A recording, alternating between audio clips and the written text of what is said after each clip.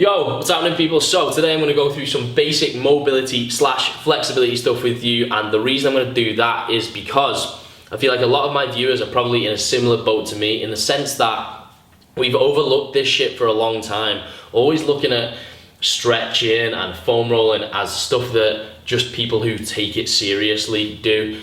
And if you don't want to be a competitive powerlifter or a pro bodybuilder or a pro athlete or anything like that, then maybe you don't have to bother with that shit. However, it would be a mistake to think that, and we would all benefit from at least having the mobility to be able to perform our basic movements with correct form. And so I'll tell you why that is. So number one reason goes without saying, correct form equals safe form. So if I took 100 people off the street and asked them why should I squat with good form, then 99 of them are going to tell me because you don't want to incur some kind of injury, and squatting with bad form is going to make you more likely to do that. So that's number one reason. However, if you think about it from an evolutionary standpoint, we've also evolved so that the movements that create the highest power output for us are also the safest.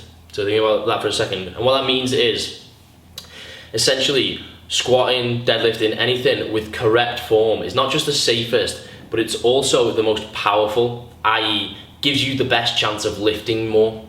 And so I think that's something that's commonly overlooked. If everybody in the gym understood that, and understood that being able to squat with good form gives you a better chance of squatting more, then a lot of people would put more fucking effort into it and not just think about getting through the squats. Because even with bad form, maybe you'll avoid injury for a while, and maybe you'll be able to make some kind of progress, but it won't be as fast progress, and it'll hit a wall sooner than if you're using good form. Also, you're much more likely to snap your shit up, and half the battle is just keeping gains, so we don't want to snap our shit up and take time off. Anyway, what I'm going to do today is focus primarily on some static stretches. So dynamic stretches should be part of your warm-up when you go into the gym before you start training. So a bit of cardio or something to warm up your core temperature. Then dynamic stretches, which will be specific to whichever workout you're doing at the time. So if I'm deadlifting, I'll do some that apply to that, whatever. But what I'm going to focus on today are static stretches, so things that are going to improve our flexibility. So flexibility, the length of the muscle, basically, because no matter how much we warm up when we go into the gym, we could do the most thorough warm up in the world, but if we have short hamstrings, then we're still not going to be able to deadlift properly. That's just an example. But for that reason, I'm going to focus on some static stretches, and these are best done either after your workout or at night, evening and night before you go to bed. So basically, don't do these before your workout, because it can actually affect your power output, how much you're able to lift during that workout, and basically decrease your strength. So we don't want to do that. I am going to show you in the gym, just because it's easier for me to show you some stretches that I couldn't really do at home. I do them at home most of the time, but it's easier for me to show you there. So what I'm going to do is just take you through some basic stretches for the lower body and up to kind of core lower back area. And I'm going to just talk through them, but also I may pause it at times and just commentate over if there's anything that I've missed or anything that I want to add in later. So let's do it. Let's make some flexibility gains. Alright people, so like I said, what I usually do is do this shit after a workout or at night when I'm kind of just in my apartment before I go to bed or whatever. But either way, it'd be warm, and since it's cold as fucking here, I'm just going to do a little bit of cardio first and just warm up.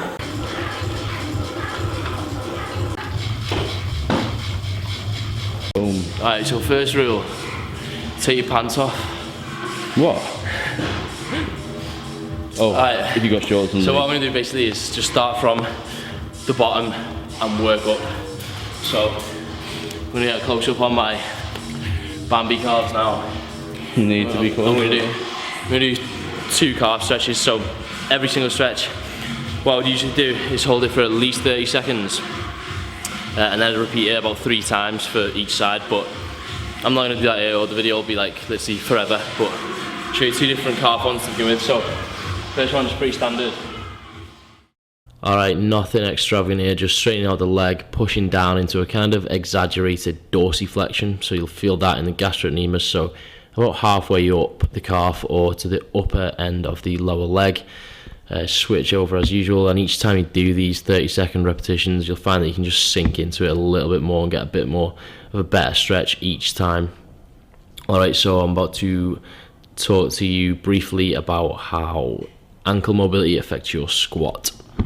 It's quite overlooked actually, your kind of ankle mobility, but if you think about getting into a squat position, a lot of people can't do it without having plates under the heels or raised platforms, whether it's in trainers or whatever. Because when they get down here, you don't have that ankle mobility to do that, so they go up like this, so like this, with the heels off the ground. Obviously it makes a difference, but I'll show you a little bit of a different one. If you do need like a wall or a pole for, come a bit closer. So what I'm gonna do is just put my toe against it. Alright, so in this case I'm putting my heel close to the wall or pole as it is, and then what I'm doing is bending my knee and pushing it towards the wall, so you'll feel that a little bit lower down. What it does by bending the knee is takes the tension off the gastrocnemius and puts it onto the soleus, so you'll feel that a little bit lower down and more around your kind of Achilles tendon area. Alright, so this is the first of 2 different hamstring stretches I'll do. So I'll do one straight-legged for this, and then I'll do one with the knee bent, which I'll show you in a second. So again, I'm just going to hold these for 30 seconds and do at least 3 each side.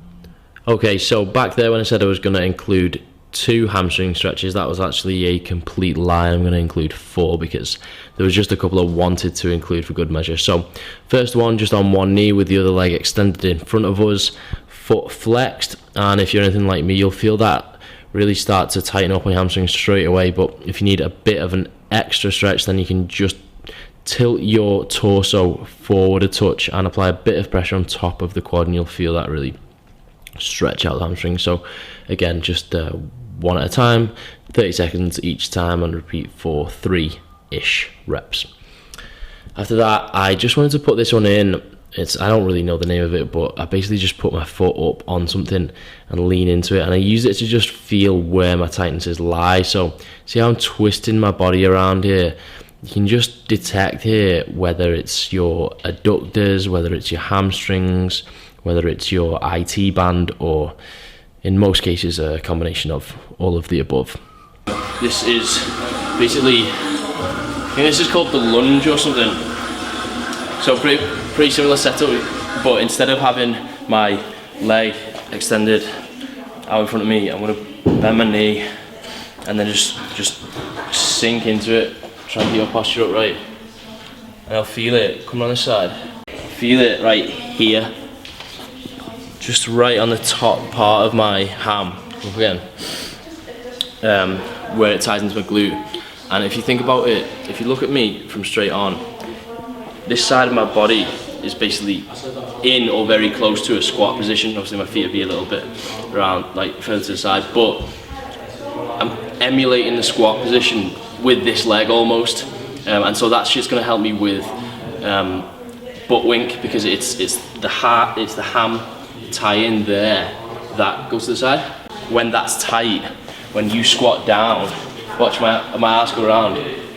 My ass go around now like that, because this pulls your pelvis in that direction, and so doing that is going to help with butt wink. On top of that, whilst you're doing it, you might find that when you're in this stretch, you're actually hampered a little bit by tight hip flexors on your other side, and we'll get to hip flexors in a bit, but I'm going to do these again and just repeat 3 on each side, and then we will move on. Alright, so I wasn't going to include this one, but while I'm here, I'm going to throw in just an extra ham stretch, because I feel like it's a good thing to do while we're in the gym. So obviously, if we can emulate the actual movements that we're going to perform through our exercises, then that's fucking great. And let's say I want to stretch my hamstrings. I'm just fucking, anybody sat at home when you say stretch your hamstrings, most people are going to try and touch the toes. Alright, so the problem with that is, if I'm trying to touch my toes, a lot of it is going to be rounding my back, and I don't really know how flexible, how tight my hamstrings are. If I'm compensating for tight hamstrings by rounding my back like this. So what I really want to do is keep my back straight and push myself down, but obviously sometimes you can't do that because you need to actually pull your torso down with your hip flexors. And so if you're in the gym, what you can do is use a light weight and just emulate that. So like so, letting it pull me down. I feel like stretching my hands down. I'm just letting the weight force me down and force me into a stretch. Chill it for 30 seconds, rinse, repeat. Wow. Alright people, next up we're going to get to quads. So there's a few different ways you can stretch your quads, but this is my preferred method. They're all just variations on the same one really. As I was saying, this is just one of what are essentially a few variations of basically the same stretch. So a lot of people will do this quad stretch standing up. However, if you do it lying down and with your lower leg out in front of you, it'll just reduce your tendency to extend the lumbar spine and compensate for the movement, which means essentially you can just get a better stretch on the quad. Okay, so next up we are stretching the adductors, or more commonly known as the groin area. So involved in stuff like squatting, sumo deadlifts, anything that involves adduction of the leg at the hip. So I'm in a kind of frog position here with my knees out as wide as I can get them, and I'm just pushing my pelvis towards the ground, feeling that stretch on the inside of my leg. So you can see from this next angle coming up, my knees are bent at a right angle and I've got the inner edge of my feet touching the ground. So what you can do here is just spend a few seconds pushing your pelvis towards the ground and then let go of the tension, and when you go back into this position you should be able to widen your knees a bit and get a bit of a better stretch each time. Alright, so next up I'm going to do a hip flexor stretch, which is going to look a lot like one of the hamstring stretches we did, but just with some minor alterations so that we can put the tension in a slightly different area. So come around to the side, I'll do this side first. So I'm getting in the position that just looks like the lunge from before. As I'm going into a lunge, foot up, tense my ass and my abs, and it's going to cause posterior tilt on the pelvis, which is going to in turn stretch that hip flexor, which is always, if you think about it, it's always flexed when you sat down at your desk or whatever the fuck you do. And even doing that, I'm just going to feel that. And then to add to that, once I've held that for a bit, I'm going to pull my arm behind my head, just lean back into it a bit and really open up that side. As usual, rinse, repeat.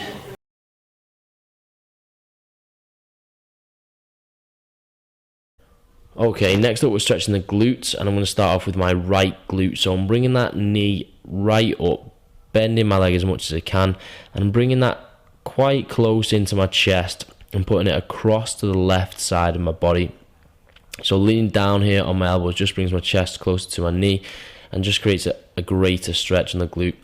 What you can't see here is I'm actually making efforts to shift my weight a little bit to the right, just so that right knee is quite far across my body.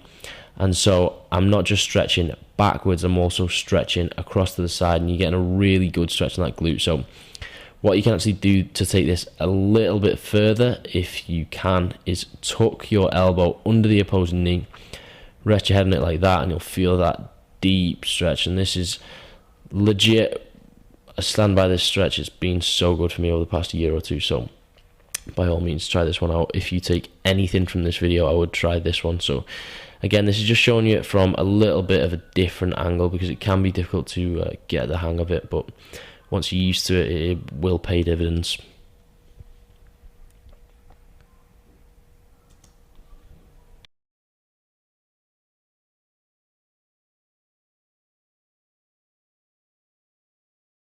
Okay, last but not least, I'm just going to run through a couple of lower back stretches really quickly. So this is a personal favourite, and I feel like I get a really good stretch while I'm doing this. However, the fact that you're pretty much upside down means that a lot of blood can rush to your head and it can get kind of uncomfortable after a while. So An alternative that I do like to do is this one coming up here, where what I'll do is I'll just put one leg out to the side, bend at the knee, and tuck that foot under the other leg, which will be extended out in front of me. I'll then put both hands under that leg and use them to just gently pull my torso closer to that leg. So with each repetition, I'll find that I can get a little bit closer, and I'm pretty much aiming to be able to touch my lower leg with my head eventually. So you feel a really good stretch in this, especially if you just tilt a little bit to each side. You'll just feel the tension different areas on your lower back. So as usual, just repeating on each side a few times. And that is pretty much it for the stretches. I've just noticed that I've got holes in my socks, so if you want to donate socks to me, that'd be great. Okay, I'm just kidding. See you later, everyone. I hope you learned something and got something from the video. So peace. Alright people, that's it for the basic stretches that I do. I'll try and do those maybe every other day, 3 or 4 times a week. The more the better. If you look at flexibility, just like strength, you know, and think about how long it takes to build up your strength over a period of time, you know, flexibility isn't much different. You will get results if you stay consistent. You know, there was a few years ago when I couldn't even touch my toes, and now I'm gradually getting there, but one day I'm gonna be a bendy little fuck. So that's it. If you want a video that's more towards the mobility warm-up side of things, some myofascial release and dynamic stretching, then let me know in the comments. Peace. Like my shit. Be sweet, eh? Don't. Do. Delaney is my hero.